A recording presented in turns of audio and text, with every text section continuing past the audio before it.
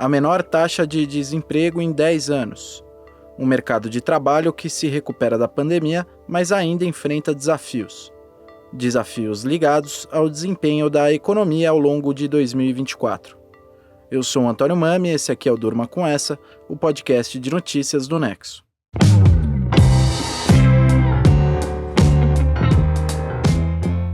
Olá, eu sou a Letícia Arcoverde e estou aqui com o Antônio para apresentar esse podcast que vai ao ar todo começo de noite, de segunda a sexta, sempre com notícias que podem continuar a ecoar por aí. Segunda-feira, 31 de janeiro de 2024.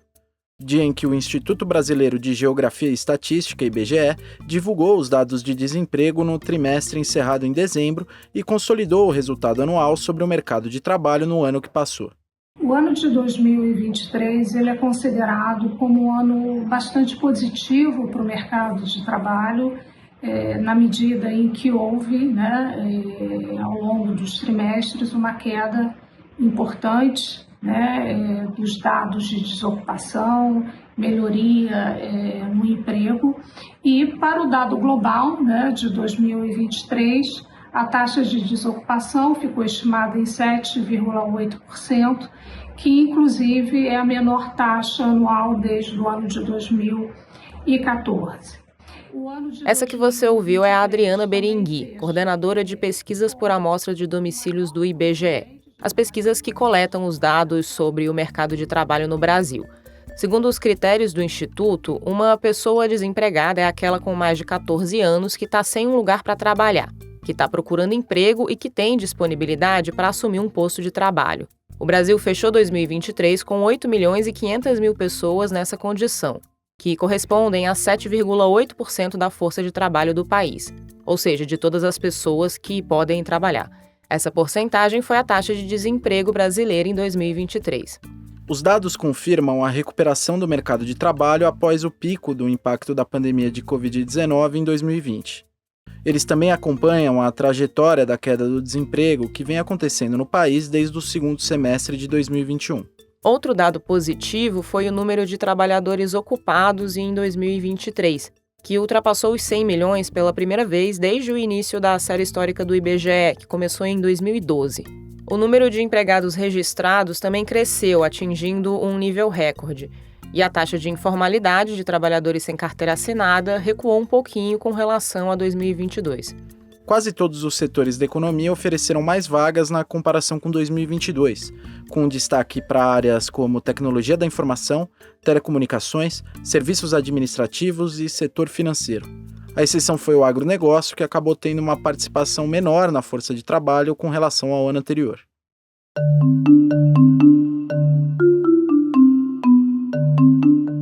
O desempenho do mercado de trabalho em 2023 superou as expectativas iniciais de economistas, que esperavam que o ritmo de criação de vagas desacelerasse, em compasso com as previsões deles para a economia. Só que a economia acabou tendo um desempenho inicial melhor do que se previa, e o mercado de trabalho acompanhou. Os dados também têm algumas nuances. Por exemplo, a taxa de participação no mercado de trabalho.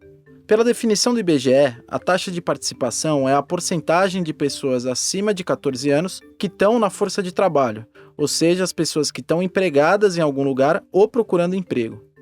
Antes da pandemia, a taxa de participação no mercado de trabalho no Brasil oscilava na casa dos 63%. Ou seja, de todo mundo que tinha a idade para trabalhar, 63% estavam empregados ou procurando emprego.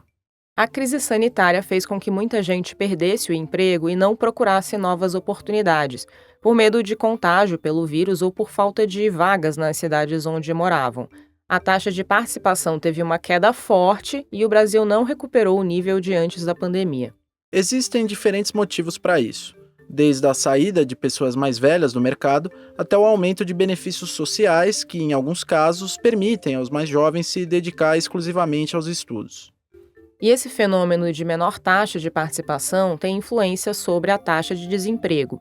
Um número maior de pessoas fora do mercado de trabalho, que não estão procurando emprego, pode ajudar a puxar esse indicador para baixo. Então, economistas que estudam o assunto dizem que a taxa de desemprego estaria maior se a taxa de participação estivesse no mesmo nível de antes da pandemia. Outro dado importante de 2023 é que os trabalhadores brasileiros viram a sua renda aumentar.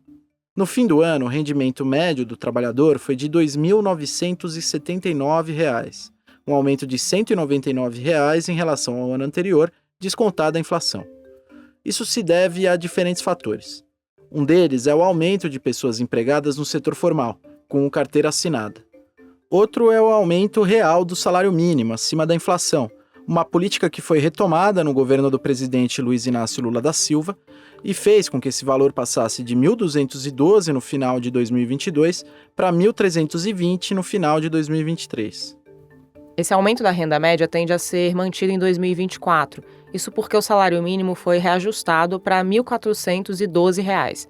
Segundo uma pesquisa do DIEESE, o Departamento Intersindical de Estatística e Estudos Socioeconômicos, esse piso vai aumentar a renda anual total da população em quase 70 bilhões de reais, ou seja, vai representar uma injeção de dezenas de bilhões de reais em consumo.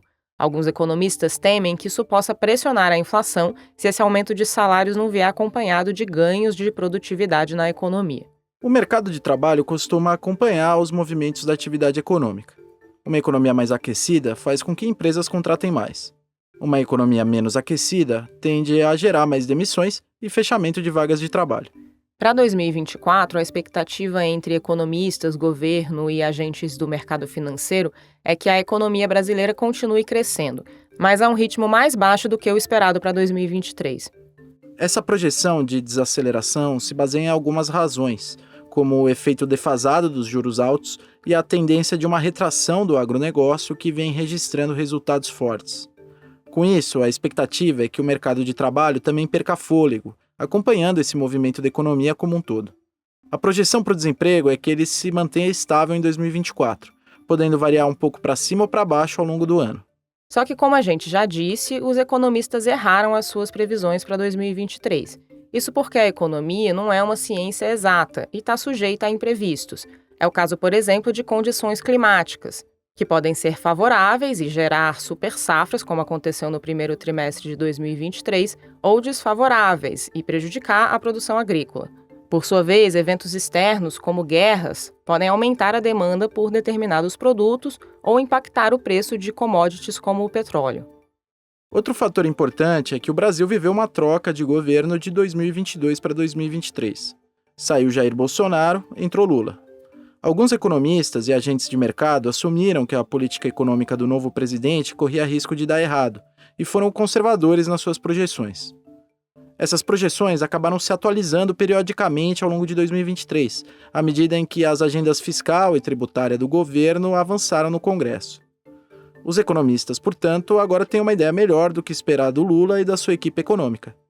Resta ver se as suas projeções se confirmam, tanto para a economia quanto para o mercado de trabalho.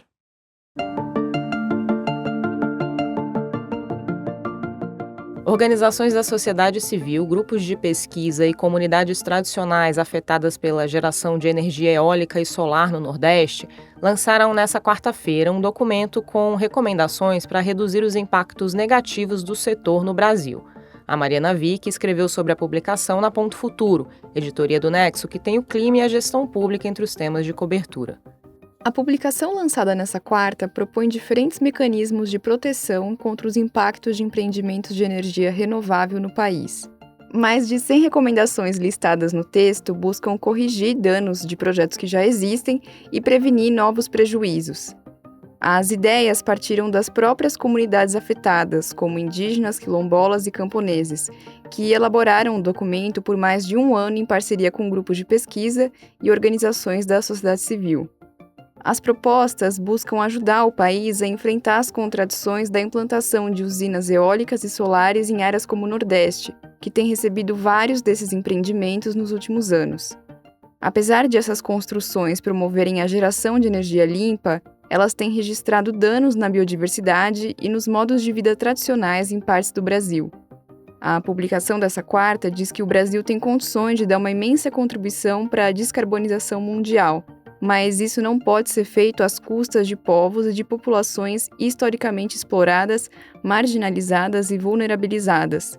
O texto também diz que se a transição for somente energética, ela dificilmente vai tornar a vida melhor.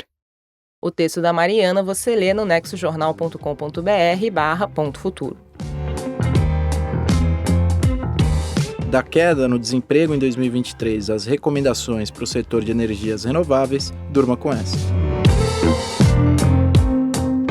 Com roteiro, apresentação e produção de Antônio Mami, roteiro de Marcelo Rubissec, apresentação de Letícia Arcoverde, edição de texto de Conrado Corsaletti, participação de Mariana Vick e edição de áudio de Pedro Pastoriz, termina aqui mais um Durma com essa. Até amanhã.